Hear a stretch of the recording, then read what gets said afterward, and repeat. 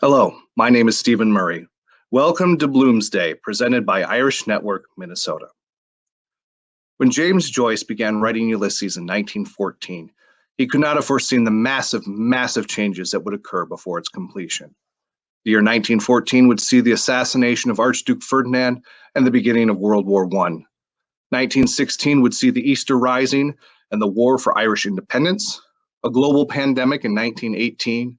1921 saw the formation of the Irish Free State and the beginning of the Irish Civil War.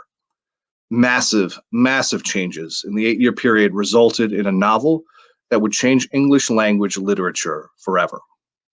We too have seen tremendous change. In a normal year, we'd all be gathered at Summit Manor today, but we are lucky to have tremendous technology, so we gather virtually. But before we dive into that novel that changed the world, let's get the show started with some music. Our first guest has been representing his Irish roots by playing music on the Twin Cities Irish scenes for over 20 years. As a founding member of St. Paul's favorite Irish band, Paddy Wagon, he's performed all over the country and all over the world. Please welcome to the show, Tim Flynn. By the lonely prison wall, I heard a young girl calling, Michael, they are taking you away, for you stole Trevelyan's corn, so the young might see the morn. Now prison ship lies waiting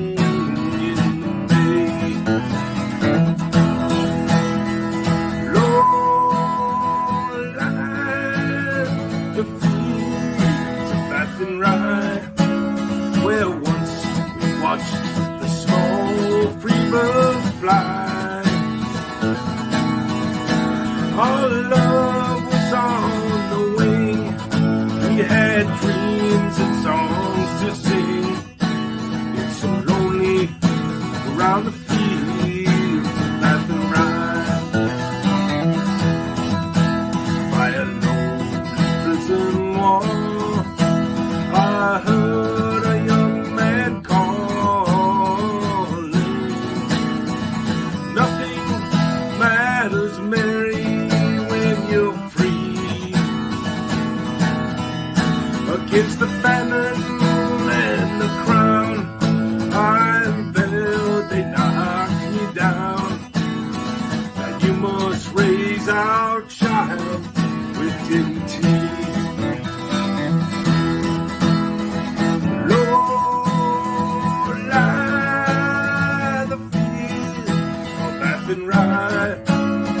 Where once we watched the small free bird fly.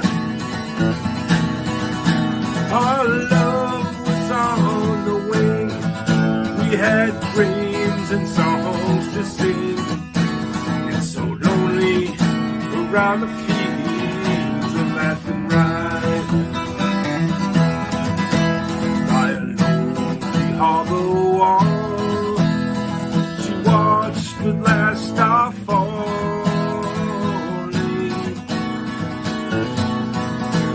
and that prison ship pulled out against the sky.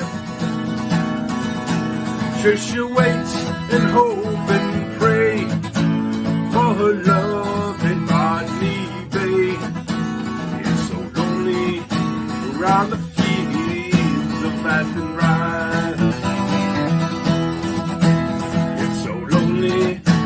Around the fields of laughing rye.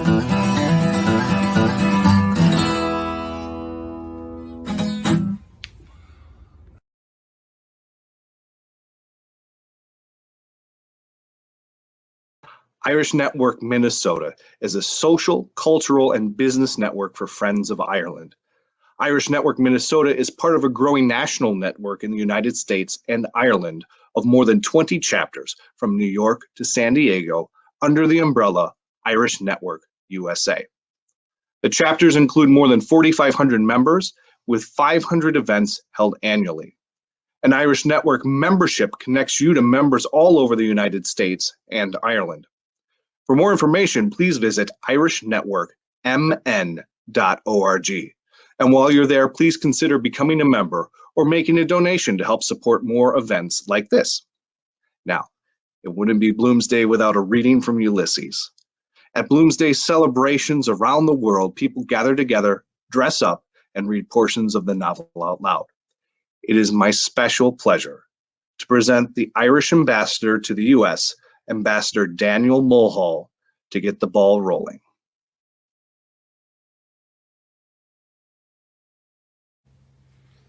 I want to send my greetings to the Minnesota Irish Network on the occasion of Bloomsday 2021. This is the 99th year since Ulysses was published in February of 1922, and next year will be a big celebration of the centenary of that great novel, that great Irish contribution to world literature through the pen of James Joyce.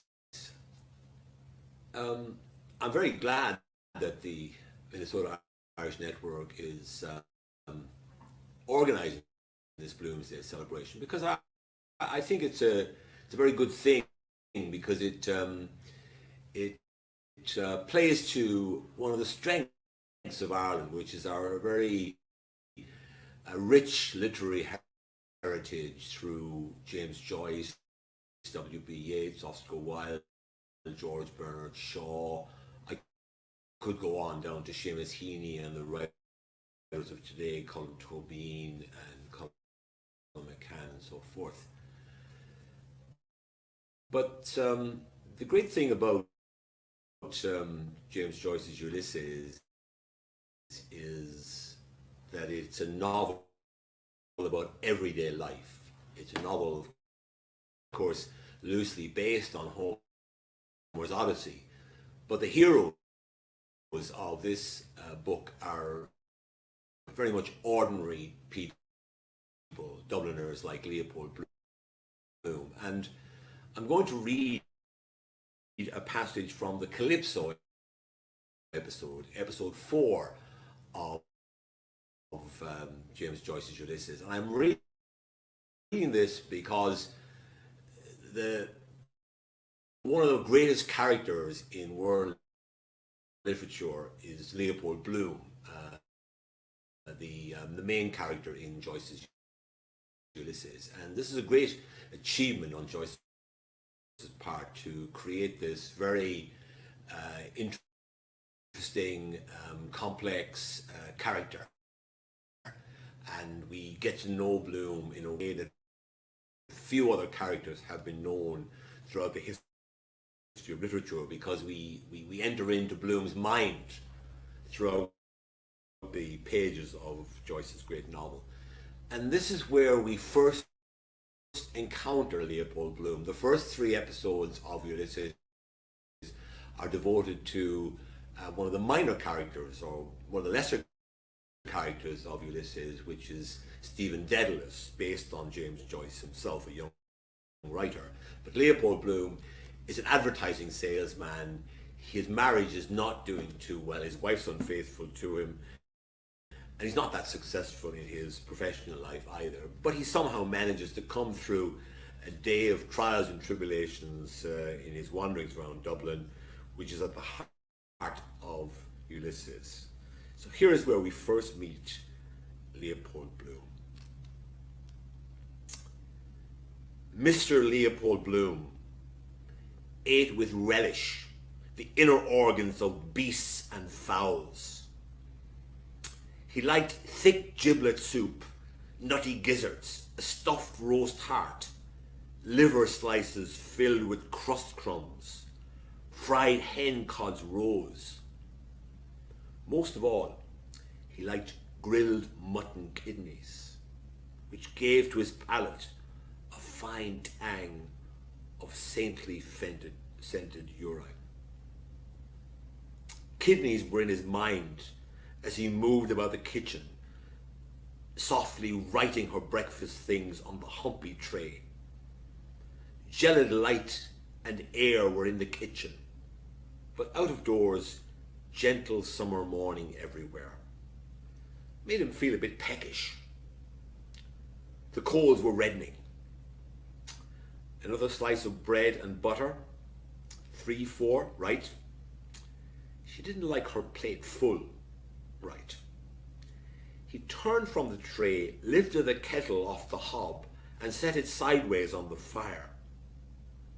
It sat there, dull and squat, its spout stuck out. Cup of tea soon. Good. Mouth dry. The cat walked stiffly round a leg of the table, with tail on high. Meow. Oh, there you are, Bloom said, turning from the fire. The cat mewed in answer and stalked around stiffly round a leg of the table, mewing. Just how she stalks over my writing table. Purr. Scratching my head. Purr. Mr. Bloom watched curiously, kindly, the lithe black form. Clean to see. The gloss of her sleek hide, the white button under the butt of her tail, the green flashing eyes. He bent down to her, his hands on his knees. Milk for the pussins, he said. Meow, the cat cried. They called him stupid. They understand what we say better than we understand them. She understands all she wants to. Vindictive too. Wonder what I look like to her. Height of a tower. No, she can jump me. Afraid of the chickens, is she? He said mockingly. Afraid of the chuk-chuks. I never saw such a stupid pussins as the pussins. Cruel, her nature. Curious, mice never squeal. Seem to like it. Meow, the cat said loudly. She blinked up out of her avid, shame-closing eyes, mewing plaintively and long, showing him her milk-white teeth. He watched the dark eye slits, narrowing with greed till her eyes were green stones. Then he went to the dresser, took the jug Hanlon's milkman had just filled for him, poured warm bubbled milk on a saucer, and set it slowly on the floor. "Arr!" she cried, running to lap. He watched the bristles shining warily in the weak light as she tipped 3 times and licked lightly. Wonder is it true if you clip them they can't mouse after? Why? They shine in the dark. Perhaps the tips. Or kind of feelers in the dark, perhaps. He listened to her licking lap. Ham and eggs, no. No good eggs with this drought. Want pure fresh water. Thursday, not a day either for a mutton kidney at Buckley's, fried with butter, a shake of pepper. Better a pork kidney at Glugash's. While the kettle is boiling, she laps slower, then licking the saucer clean. Why are their tongues so rough? To lap better, all porous holes. Nothing she can eat. He glanced around him. No. On quietly creaky boots, he went up the staircase to the hall, paused by the bedroom door. She might like something tasty. Thin bread and butter she likes in the morning. Still perhaps, once in a way. He said softly in the bare hall, "I'm going round the corner. Be back in a minute." And when he heard his voice say it, he added, "You don't want anything for breakfast?" A sleepy grunt answered, "No." No, she did not want anything.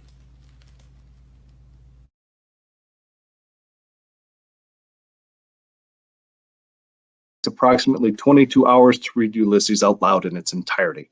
We're not going to put you through all that, but we have prepared another selection from the 6th chapter of the book. It's probably not the most joyous section, but it deals with themes that are relevant to our current moment. Not only is there a focus on death, it is also one of the chapters that highlights the anti-Semitism towards the Jewish Bloom. There's also the book's one reference to pandemics, which would have been on Joyce's mind, having just lived through the 1918 Spanish influenza. So without further ado, here is the Hades episode from Ulysses.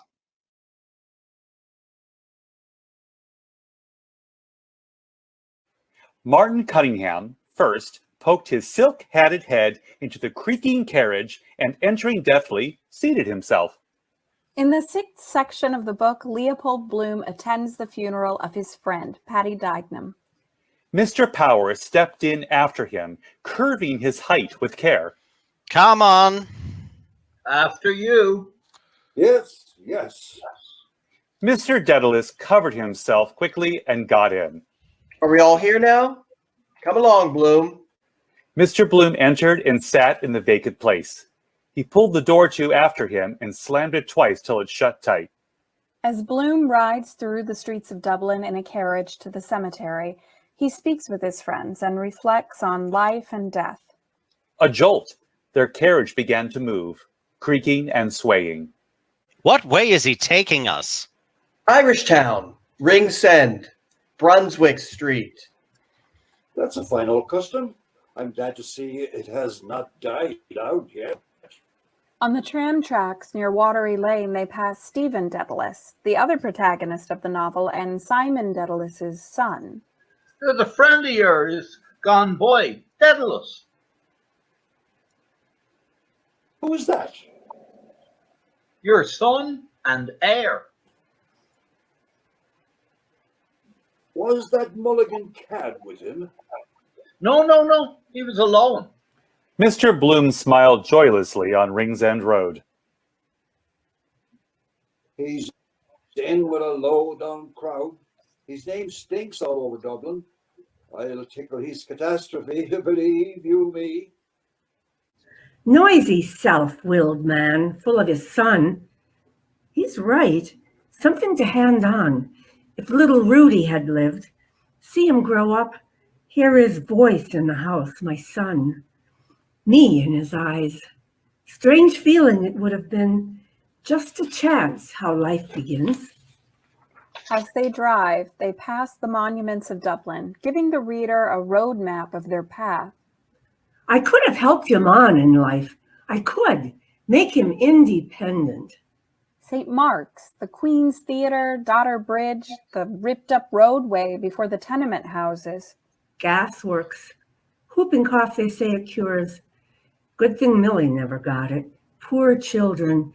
Doubles them up black and blue in convulsions. A raindrop spat on his hat. He drew back and saw an instant of shower spray dots over the gray flags. Got off lightly with illnesses compared. Only measles, flaxseed tea, scarlatina, influenza epidemics, canvassing for death. They passed Nelson's pillar. Dignam was as decent a little man as ever wore a hat. He went very suddenly. Breakdown. Heart. He had a sudden death, poor fellow. The best death, no suffering. A moment and all is over, like dying in sleep. In the midst of life. But the worst of all is the man who takes his own life, the greatest disgrace to have in the family. Temporary insanity, of course. We must take a charitable view of it. They say a man who does it is a coward. It is not for us to judge.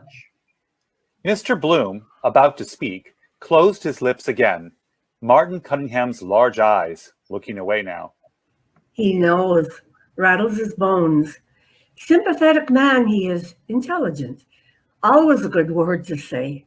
They have no mercy on that here. Refuse Christian burial. The carriage rattled swiftly along Blessington Street, over the stones. They used to drive a stake of wood through his heart in the grave, as if it wasn't broken already, found in the riverbed clutching rushes. Yet, sometimes they repent too late. As they turned into Beakley Street, a street organ sent over and after them a rollicking, rattling song of the halls. That afternoon of the inquest, the red-labeled bottle on the table, the room in the hotel with hunting pictures. Stuffy it was. Sunlight through the slats of the Venetian blind, the coroner's sunlit ears big and hairy, boots giving evidence. You're going the pace, I think. God grant the driver doesn't upset us in the road. In silence, they drove along Phibbsboro Road. An empty hearse trotted by, coming from the cemetery.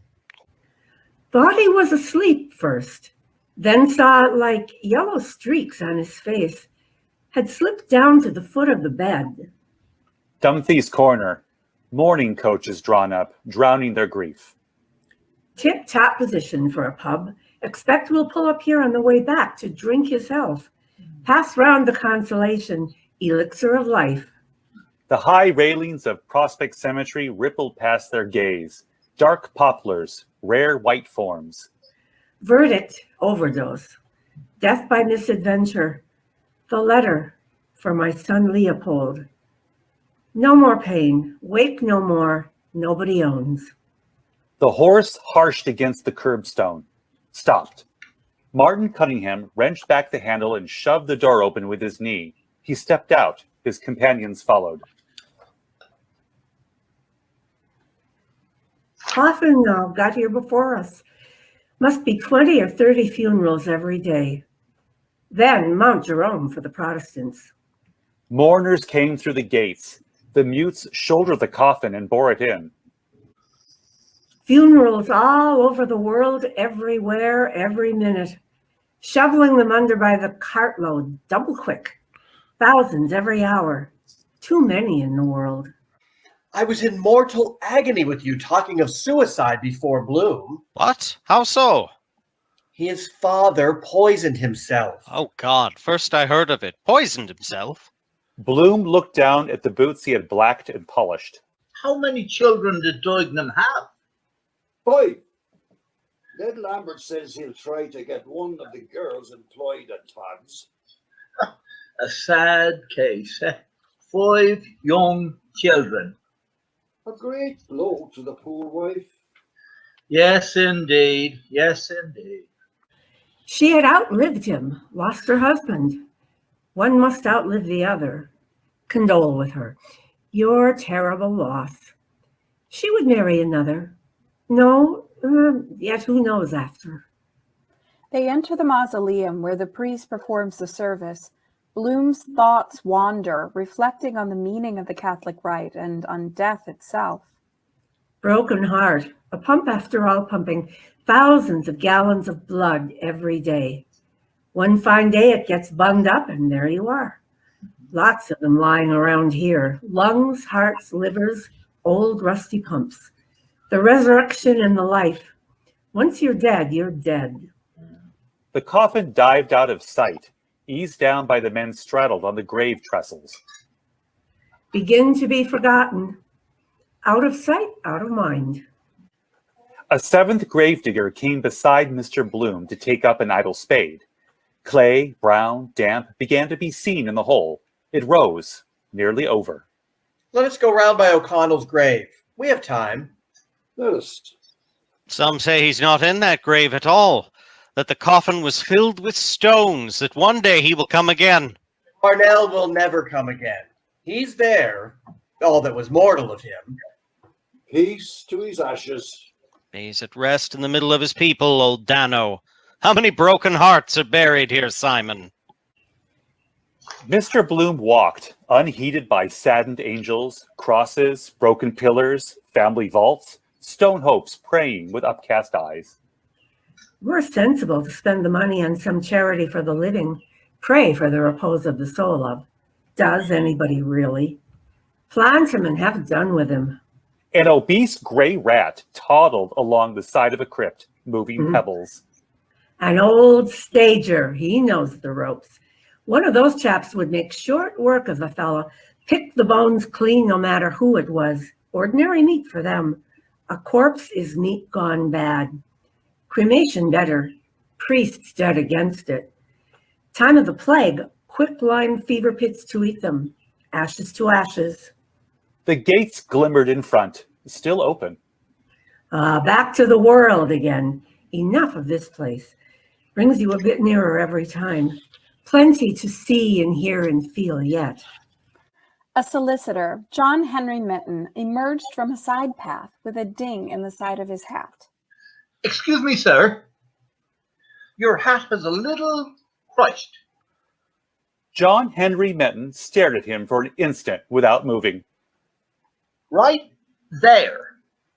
John Henry Minton took off his hat, bulged out the ding, and smoothed the nap with care on his coat sleeve. He clapped the hat on his head again. It's all right now.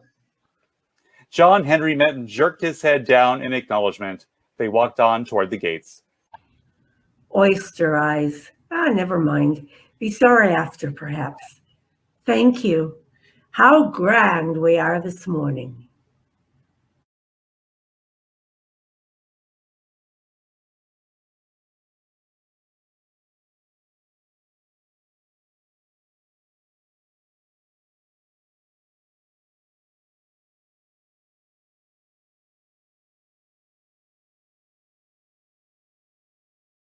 The Irish are no strangers to hunger. With 1 in 8 Minnesotans struggling to put food on the table, Irish Network Minnesota has joined a nationwide effort to encourage food and monetary donations. We started March Out Hunger to help people in our community. We focus on the month of March with food drives, donation boxes, and collections during the St. Paul St. Patrick's Day Parade. This year, we collected over 435 pounds of food for Neighborhood House and $115 supporting Minnesota Food Share. For more information and to support struggling Minnesotans, please visit mnfoodshare.org.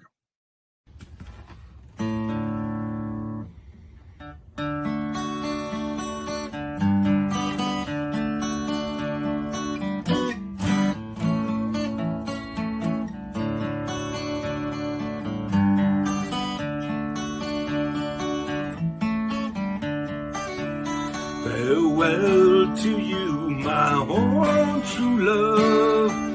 Take me, darling, fare thee well. I am bound for California, and the place that I know so well. So fare me well, my own true love, and when I return united we will be. It's not the leaving of Liverpool that grieves me, but my darling, when I think of thee. I am born on a Yankee sailing ship, Davy Crockett is her name, and the captain's name is Burgess, and they say that she's a floating hell. So fare thee well, my own true love, and when I return united we will be. It's just the leaving of Liverpool that grieves me, but my darling, when I think of thee. Well, I sailed on a Yankee sailing ship, and I know her very well. It's a man and sailor, you will get along, but we know you're on a floating hell. So fare thee well, my own true love, and when I return united we will be. It's just the leaving of Liverpool that grieves me, but my darling, when I think of thee. Well, the ship is in the harbor, love, and I know I can remain. I know it will be a long time till I see you again. So fare thee well, my own true love, and when I return united we will be. It's just the leaving of Liverpool that grieves me, but my darling, when I think of thee. So fare thee well, my own true love, and when I return united we will be. It's not the leaving of Liverpool that grieves me, but my darling, when I think of thee.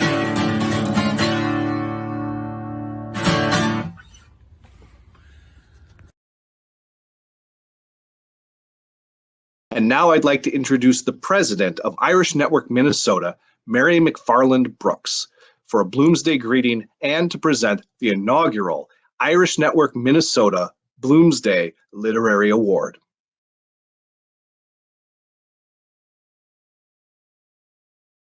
As Irish Network Minnesota celebrates our 4th Bloomsday celebration, I want to thank all of our great partners that have gotten us to this point. Summit Manor Wedding and Event Venue, Finnegan's, the Ancient Order of Hibernians, John Ireland Division 4, the Dubliner Pub, Extended Exposure, and Irish Gazette Media. An important piece of INMN's mission is to celebrate the Irish culture and how that culture has impacted the world. For example, Irishman James Joyce's novel Ulysses is the only worldwide celebration of a book. I'm Mary McFarland, and along with the Irish Network Minnesota Board, welcome you to our first virtual Bloomsday. We owe a huge thanks to playwright and director Stephen Murray, who reimagined a virtual Bloomsday for this year and made it happen.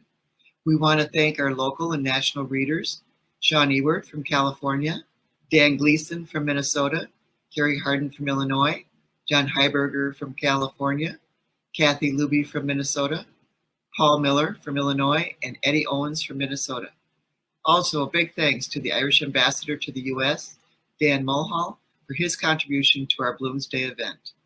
Also, in keeping with our theme of celebrating books and writers in 2021, for the first time in our history, we are introducing the Irish Network Minnesota Bloomsday Literary Award that moving forward will be presented annually at this event to local writers who, by their work, enlarge our perspective of the world. We are delighted to have as our first recipient the extraordinarily talented, internationally known, and locally based poet Ethna McKiernan, who will be accepting the award virtually. McKiernan has twice been awarded the Minnesota State Art Board grant and was nominated for the Minnesota Book Award for her first book, Caravan. Her work has been anthologized in the Notre Dame Book of Irish American Poetry, 33 Minnesota Poets, and in many more publications. Her other books include Sky Thick with Fireflies and Swimming with Shadows. She has a new book of poetry just out this month, Light, Slowly Rolling Backwards, New and Selected Poems.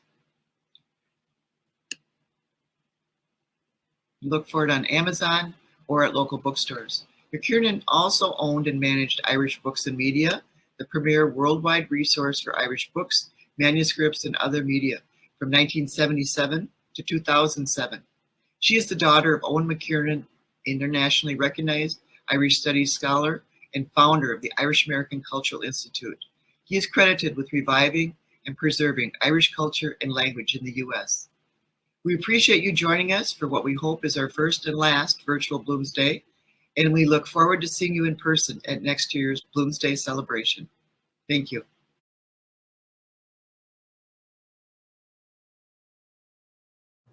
Thank you, Mary McFarland, for your kind words. On this first virtual Bloomsday and the 4th Bloomsday celebration, we applaud the playwright Stephen Murray for bringing Joyce's Ulysses to life. And we applaud the many who worked to make this promotion happen. I'm honored to be the first recipient of the Irish Network 2021 Bloomsday Literary Award. I think the best I can do is read a poem or two. Both my maternal grandparents came from Cork, West Cork, and Fermoy. My father's mother came from Lahinch, County Clare, and his father's family from Cavan. Here are two poems written for my maternal grandmother from Cork and for my paternal grandmother from Clare. Note that the one for my Cork grandmother was written in the 1980s, and the one for my Clare grandmother was written in 2018.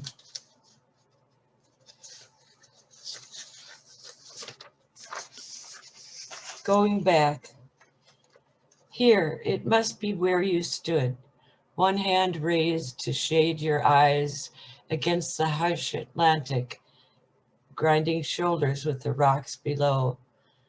how your skirt cut the wind in half, and how you waited, brooding for the boats that stitched their slow way in, with ribboned wakes a deeper green, and each new ship a promise that you couldn't keep. I see the girl you were walk back alone to her father's house, caught between two hungers. Some absent strain of music kept you restless, and I know how the longing worked on you, for even at night the boat sent out a siren tongue, foreign to your ear perhaps, but song. One day you finally left, sailing your boat straight into the cave of America's open arms, feeling the wind no monster there after such lean dreams as you had culled from Irish soil. Mama Moore, I stand here now where you once stood, the unchanged land beneath my feet, certain that my bones were formed from that same air that made your bones first stir. But the old heritage breeds a different pain in me. A stranger to both countries, I cannot make my roots take hold, can only stand and hear this sea return the poems that you'd willed it as a child, while the wind raises ghosts behind me.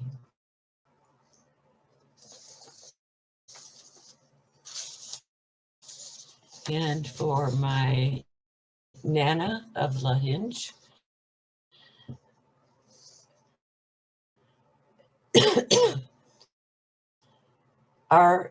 our ancestral ghosts.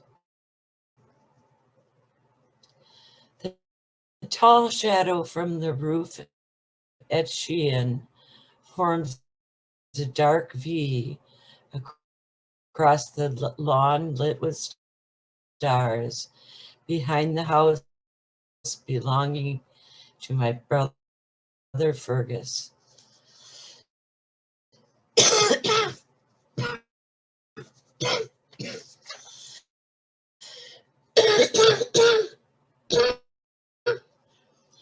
Calm settles like a sigh upon the town below, and a low wind forms a scrim upon the surface of Loch Derg, a half mile beneath this house.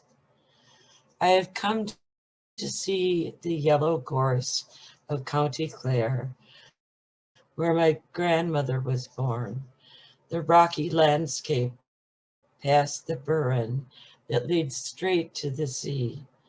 The fuchsia studied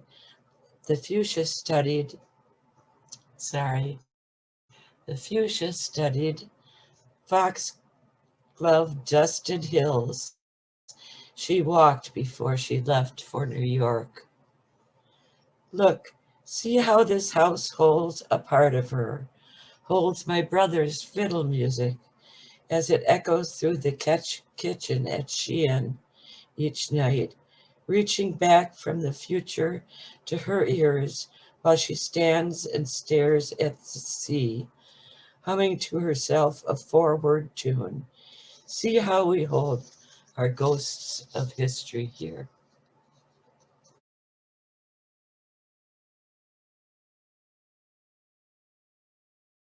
Well, that's our show. Congratulations to Ethna McKiernan. Thank you to Tim Flynn for performing on the guitar. A special thanks to Ambassador Muhall and his staff.